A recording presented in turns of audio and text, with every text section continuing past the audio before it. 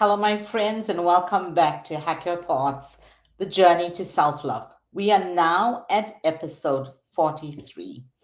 Last week, we started a new series, The Hidden Ways We Shrink Ourselves, and today our topic is the silent shrink. Diving into something that I know so many of us struggle with, often without us even realizing it.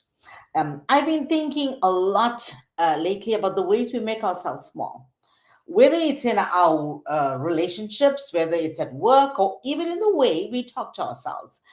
And it hit me. Shrinking isn't always loud, sometimes it's silent. It's subtle. It happens in those moments when we hold back, when we let someone else's voice overpower our own voice, when we start believing that taking up space is something we have to earn. Um, but that's not the truth. You deserve to take up space just as you are right now. That's why we're starting this new series, The Hidden Ways We Shrink Ourselves, because I want you to see it, I want you to name it, and then I want you to do something about it. So, whether you've heard the first episode or you're just tuning in, I'm really glad that you're here with us. So, stay right there. We'll be back in a moment.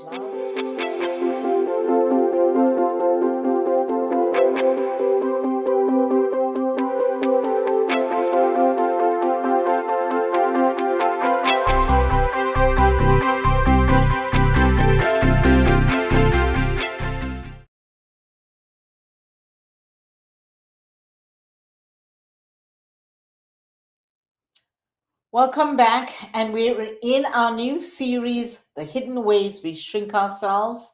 As I said, today's topic is the silent shrink. Remember the movie Honey, I Shrunk the Kids? One moment the kids were just living their normal lives, and the next they were zapped by a shrinking machine, suddenly tiny, lost in their own backyard.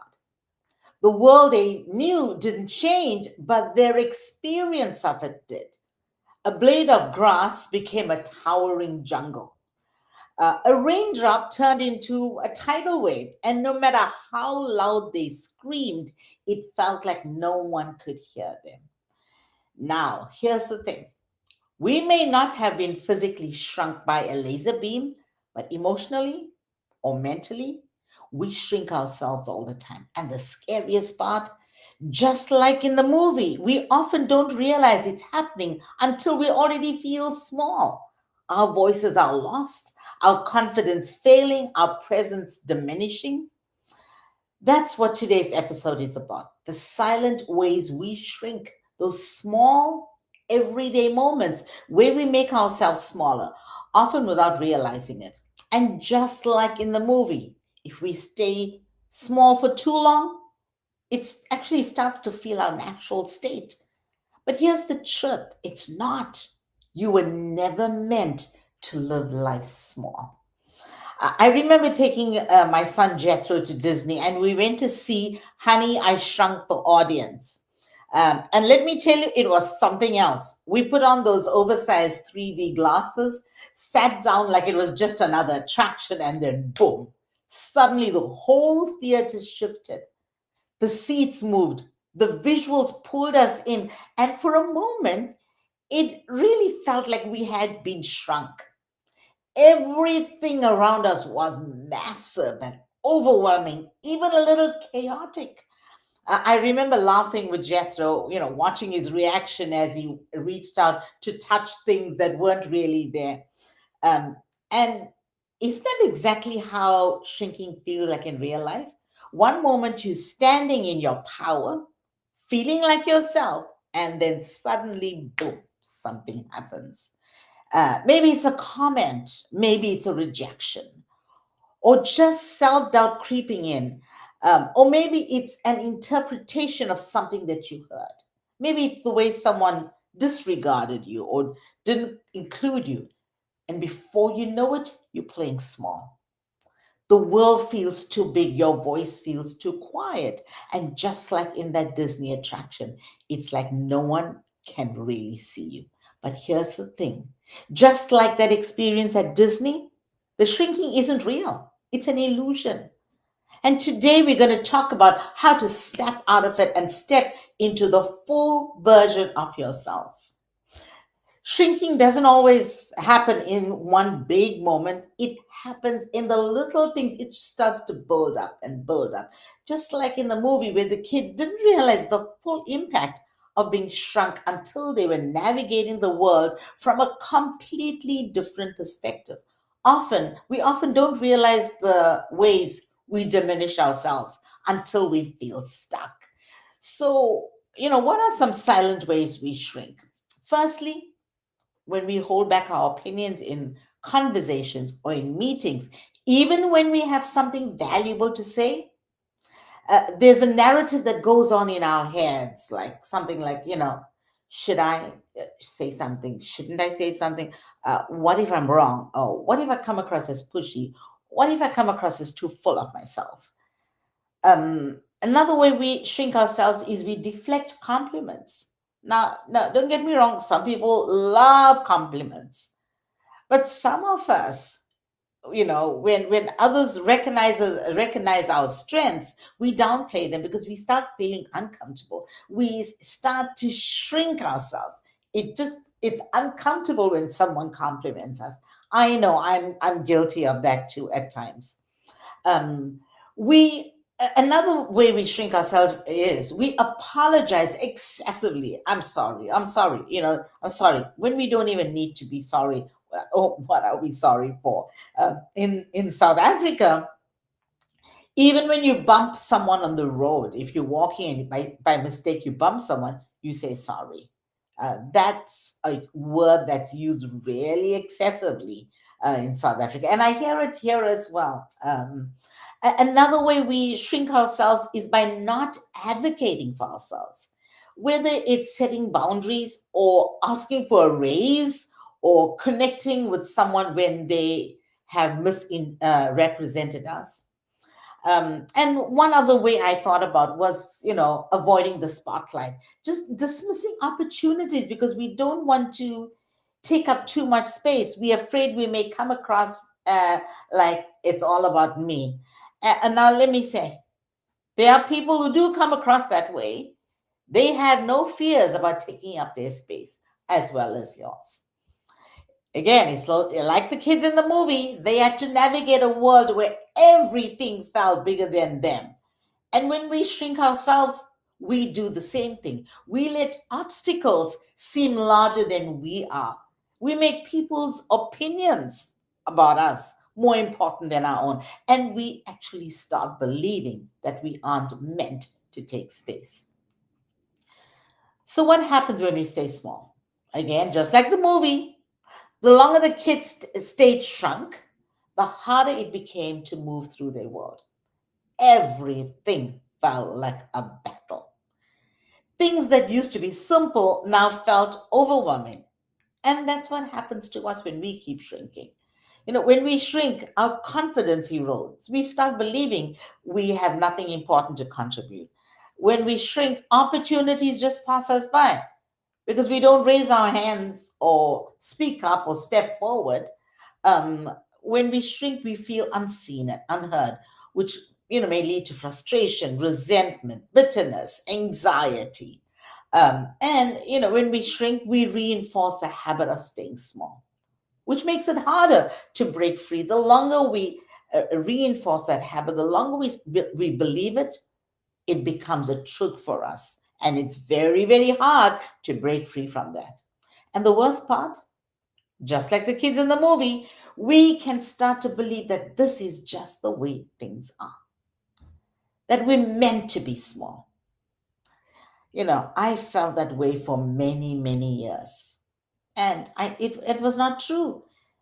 The kids fought to get back to their normal size. We have to fight to reclaim our voice, our presence, our space. So, why do we shrink ourselves in the first place? Why do we make ourselves smaller instead of stepping fully into who we are? There's a few reasons. One would be a fear of judgment. We worry that if we speak up, we're going to be judged, we're going to be criticized, or seen as too much. You know, there's a desire to keep the peace. Many of us were taught, be nice, don't create waves. So what do? We stay quiet instead of advocating for ourselves. Again, I've been there. I know what that is like. There are times when I still find myself there, but because I've learned how to, I am able to advocate for myself. Another reason why would be conditioning from past experiences. Maybe you grew up in a home where your voice wasn't encouraged, or maybe you've been in a workplace where speaking up, has led to pushback. As a South African, and especially as an Indian woman, growing up as an Indian girl, we were not allowed to have a voice. On the whole, Indian people were compliant. We just let people walk all over us. I grew up that way. It was tough unconditioning myself when I moved to the US. And it was even tougher experiences that took me out of that and reconditioned me. Um, in the US, a few jobs ago, I was told to speak up, and I thought it was rude to just speak up because that's what my culture was. It took years before I learned how to. My biggest teacher was hacking my thoughts, pushing back on myself and believing I was better than how people made me feel and what people told me about myself. I started to believe my affirmations about who I was. Another reason that we shrink ourselves is the imposter syndrome. Ever felt like you don't belong at the table, like your opinions don't matter? That's imposter syndrome creeping in, making you doubt your worth. But let me tell you something. Just because you're conditioned to shrink doesn't mean you have to stay small. The kids in the movie didn't stay shrunk forever, and neither should you. So, how do we stop shrinking and start reclaiming our space? Let's take a page from Honey, I Shrunk the Kids. What did the kids do? They didn't just sit there and accept their new size, they fought their way back. They found new ways to navigate their world. They took action and they kept going even when things felt impossible. So here are some ways you can start expanding instead of shrinking. Firstly, start noticing when you shrink. The first step is awareness. Pay attention to the moments when you hold back. What's triggering it? Start journaling. Keep a note of it. So you recognize the patterns that happen when you shrink. Practice speaking up in low stakes situations. If it feels too big to suddenly start asserting yourself, start small. Say what you really think instead of what's expected. Share your opinion in casual conversations. One of the ways I learned how to do this was by writing down what I really wanted to say before the conversation. And I practiced it when I was alone. I'd say it out loud so I could hear myself say it out loud over and over again. And then, the more I said it, the more it became familiar. I familiarized myself with my own voice, and it made it easier for the words to slip out of my mouth when the moment came. Try it, see what happens. We got to hack our thoughts. Another way around this is framing your inner dialogue. When you catch yourself thinking, what if I say the wrong thing? Hack it. Immediately hack it and shift to something like, what if my words will help somebody? And another way would be challenge the stories you've been told. If you were taught that speaking up is rude, like I was taught, or no one cares what you have to say, ask yourself, who told you that? Who told you that? And are they right? Ask yourself, challenge it, challenge those beliefs. So before we wrap up, I want to leave you with something to think about. Where in your life are you shrinking? Is it in conversations with family, at work, in friendships? Identify one moment this week where you tend to hold back. Now, here's a challenge. In that moment, take up space instead. It doesn't have to be big. Maybe it's just stating your opinion in a meeting. Maybe it's correcting someone when they misrepresent you. Maybe it's just not laughing at a joke you don't find funny, just to fit in. Do you know how many times we've done that? We just kind of laugh along. Why? Because we don't want, make somebody feel good, and yet we don't think that is funny. So small steps lead to big shifts. Or, and one more thing, when someone's saying something, nodding your head and as though you agree, but inside you don't agree. Stop nodding your head. Stop nodding your head, because then you don't agree with that. When you do this here, the other person takes it as yes. They understand exactly what I'm saying. They get it. So, what's your hacking thought for the week? Here's my hacking thought for this episode. I allow myself to take up space. I allow myself to take up space. There's a difference between giving permission versus allowing yourself. Between giving yourself permission versus allowing yourself. You don't need your own approval. Permission feels like you're removing a resistance or something, versus allowing feels like you are just in flow. It's allowing is self empowerment. So that's it for today's episode, but we're not done with this conversation just yet. In our next episode, I'll be joined by a panel of expert coaches, and we're going to dive deeper into this topic.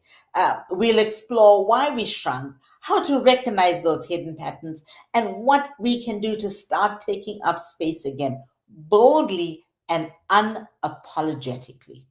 This is going to be a powerful conversation full with some real insights, some practical strategies, some stories that will help you break free from the habit of shrinking.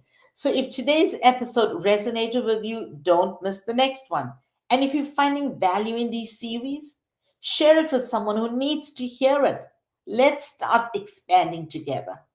Thank you for listening. And remember, you don't have to shrink to fit in. You were meant to take up space. See you next.